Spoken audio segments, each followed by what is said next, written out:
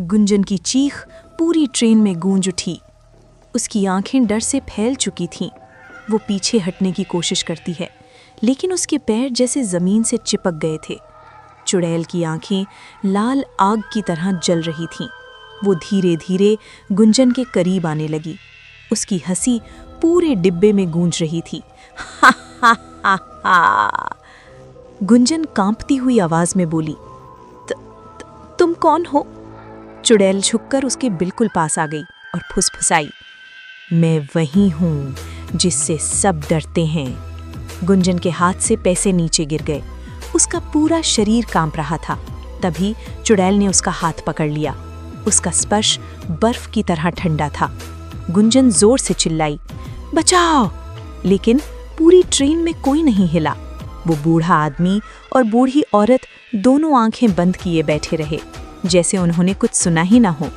चुड़ैल जोर से हंसी, हा हा हा हा, कोई नहीं बचाएगा तुम्हें। और अगले ही पल पूरा डिब्बा काले धुएं से भर गया। गुंजन की चीख धीरे धीरे गायब हो गई और कुछ सेकंड बाद वो सीट खाली थी। सन्नाटा। पूरी ट्रेन में सिर्फ सन्नाटा था। कुछ देर बाद वो बूढ़ा आदमी धीरे धीरे आंखें खोलता है। उसकी आंखों में डर नहीं बल्कि दुख था। वो धीरे से बोला, फिर एक और। बूढ़ी औरत ने भी आंखें खोली। उसकी आंखों में आंसू थे। हम उसे बचा सकते थे। बूढ़ा आदमी सिर झुकाकर बोला, नहीं, हमने कोशिश की थी, लेकिन कोई हमारी बात सुनता ही नहीं। ट्रेन धीरे धीरे आगे बढ़ती रही, जैसे कुछ हुआ ही ना हो। धीमा दुख भरा संगीत। अगली सुबह राजगढ़ गांव में हलचल मच गई। गांव के लोग इकट्ठा थे। सब एक ही बात कर रहे थे, फिर एक लड़की गायब हो गई।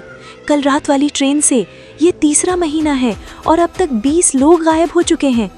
लोगों के चेहरों पर डर साफ दिख रहा था। तभी भीड़ में से पंकज आगे आता है।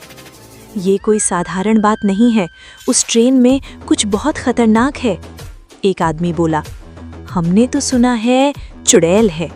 दूसरा बोला, अरे ये सब अंधविश्वास है। पंकज गुस्से में चिल्लाया, अंधविश्वास नहीं, सच्चाई है। सब चुप हो गए। राधिका आगे आई और बोली, हम रोज उस ट्रेन में जाते हैं, लोगों को चेतावनी देते हैं, लेकिन कोई नहीं मानता। भीड़ में खामोशी छा गई। तभी एक बूढ़ा आदमी बोला, अगर ये सच है तो हमें कुछ करना होगा। पंकज ने गहरी सांस ली और बोला, हाँ, अब वक्त आ गया है। या तो हम इस चुड़ैल को रोकेंगे या फिर ये पूरे गांव को खत्म कर देगी। संगीत धीरे धीरे सस्पेंस बढ़ाता है। राधिका ने पंकज की तरफ देखा और धीरे से बोली, हमें कोई तरीका निकालना होगा। पंकज कुछ सोचने लगा। उसकी आंखों में एक प्लान बन रहा था।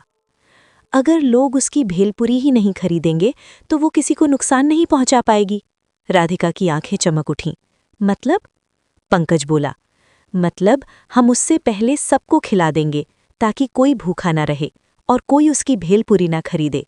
राधिका मुस्कुराई, ये प्लान काम कर सकता है, लेकिन हमें जल्दी करना होगा क्योंकि आज रात फिर वही ट्रेन आने वाली थी।